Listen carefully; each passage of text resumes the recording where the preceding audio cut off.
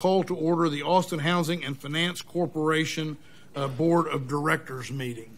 And I'll recognize staff.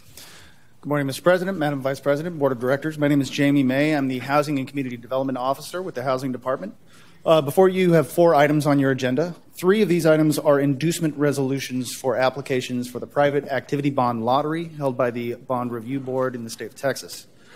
These applications will be submitted. The lottery will be in late October, early November, and that will decide when. Hang on these 1 second. developments. My apologies. If you're talking and you're not standing at the podium, you shouldn't be talking. Please take it outside. Thank you, sir.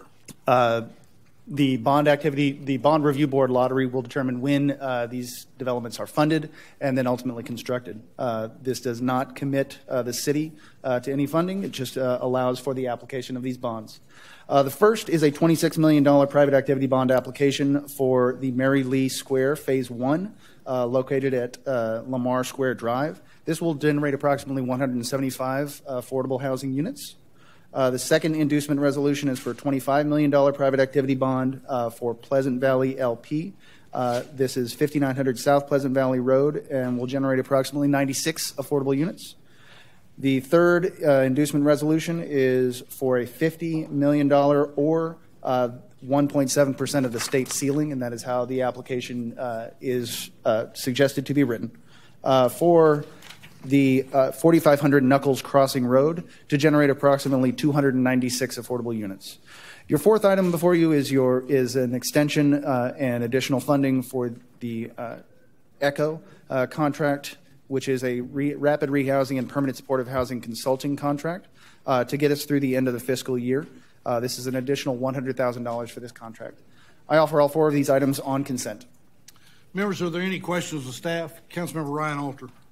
Thank you very much. Thank you, Mr. May. We've had conversations in the past that y'all kind of have a metric or benchmark that you use when you look at the subsidy per unit. What is, if you could remind me what that number is, $50,000 is standing out in my mind, but that might not be right. What? For rental housing development assistance programs, we do kind of set a benchmark of around $50,000. Now that benchmark was set before when we were in a completely different economy. Yeah. So we understand that number is not necessarily operative. However, it is still our target.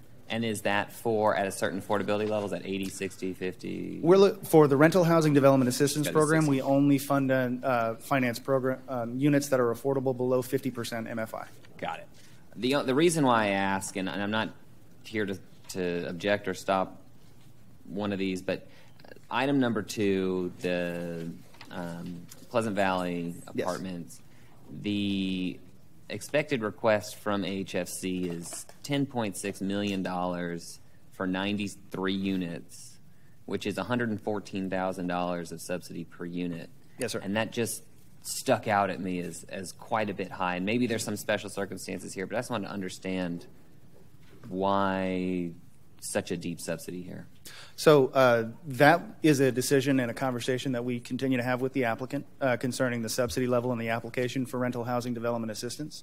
That application, if it is under consideration right now, will be reviewed as part of the November AHFC board meeting. However, through those conversations, we work with the applicant to discover alternate forms of financing and to basically do value engineering to ensure that our subsidy per unit is at a target that we can feel comfortable with. Okay. Very good. Thank you very much, Mayor. Thank you, Councilmember. Any other questions of staff?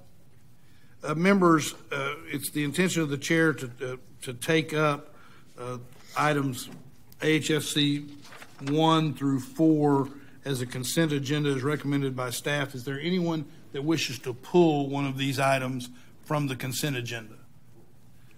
Yes, Councilmember Ryan Alter. I think we have a speaker on item number 1. If not, I'd like to pull it so that he can speak. Well, we're going to have speaking on the consent agenda. I'm sorry. As the faces were being made, and I apologize. See, you ought to be me. Faces are made at me all the time.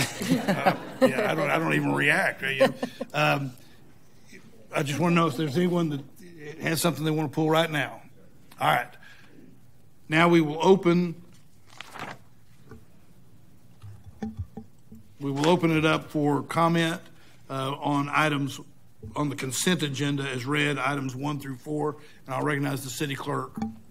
We have one remote speaker on item AHFC 4, Zenobia Joseph. So whoever was making faces at you, just making faces at you. I know someone to be here to speak on item number 1. And potentially didn't Ms. sign up Joseph? as Walter, but that's who I was hoping we could hear from. Oh, yeah, he always makes faces at me. Is Ms. Joseph available? I'll try again. Okay. Did you sign up? Yes. Okay. In person, we have Walter Moreau for AHFC right. number 1. I misunderstood. Thank you, Mayor. I'm Walter Moreau, the Executive Director of Foundation Communities. I know we're on consent, but I did want to take a few minutes and just talk about the partnership with the Mary Lee Foundation because it's such a remarkable project. And the last time I was here was in December when the Statesman PUD zoning came up. Mary Lee is a 65-year-old nonprofit that has focused on serving very special needs folks. And they have 7 acres of land, 14 buildings, just a mile from here on South Lamar. It's all the land behind the Saxon Pub and Maudie's. So we have a vision. We've come very far in the civil engineering and the design to basically triple the number of residents that can live in this location, include musicians, families with kids that can walk to Zilker Elementary. We really want to save the housing that's there now that can be saved for the current residents.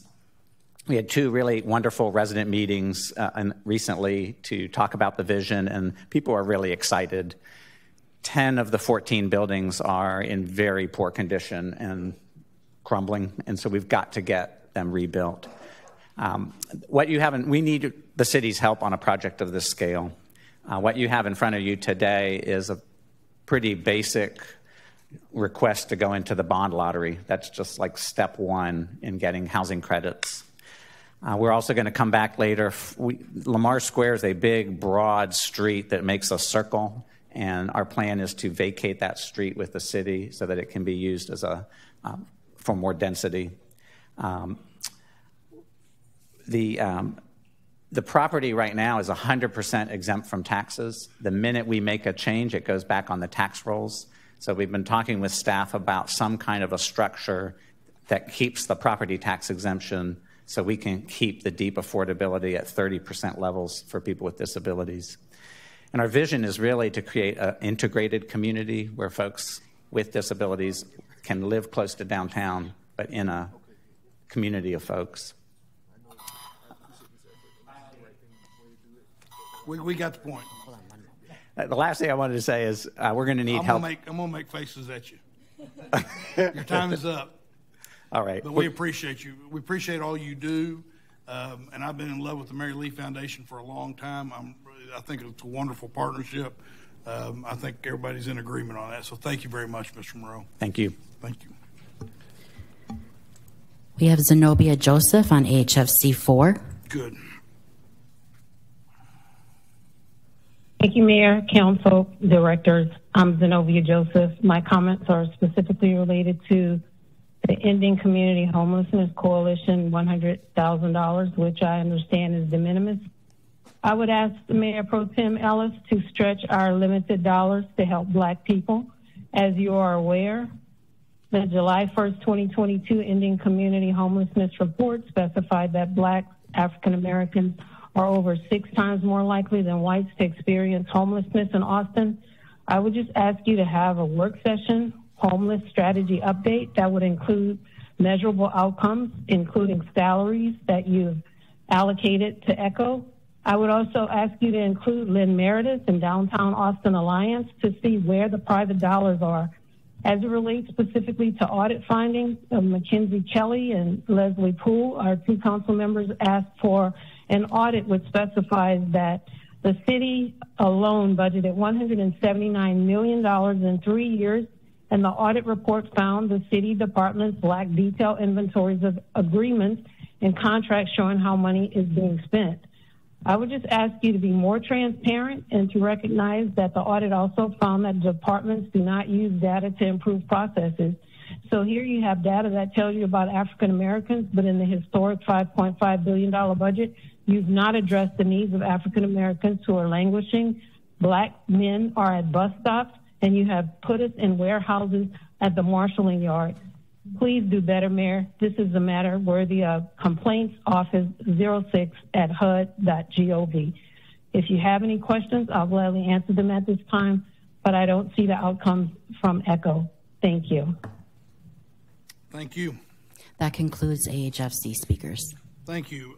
Members, that concludes our speakers on the Austin Housing Finance Corporation Board of Directors consent agenda. Is there a motion to adopt the, first of all, is there anybody who wants to pull something? Councilmember Harper Madison moves adoption of the consent agenda as it's been read. It is seconded by the Mayor Pro Tem or Vice Chair. I tend to lose what board meeting we're having here. Is there, the Chair intends to take this up as a matter of lack of objection. Is there anyone wishing to abstain from a vote on the consent agenda? Anyone wishing to recuse themselves? Anyone wishing to be shown voting no on the consent? Board Member Kelly. So many titles. I know. Please reflect a no vote for items 2, 3, and 4 from Member Kelly. Got it. Anybody else? All right. Without objection, we will adopt the consent agenda of the Board of Directors of the Austin Housing Finance Corporation with Board Member Kelly being shown voting no on items 2, 3, and 4. Mayor, I didn't hear who seconded. Seconded by the Mayor Pro Tem. There being no further business to come before the Austin Housing Finance Corporation without objection, the Board of Directors meeting is adjourned at 11:23 a.m.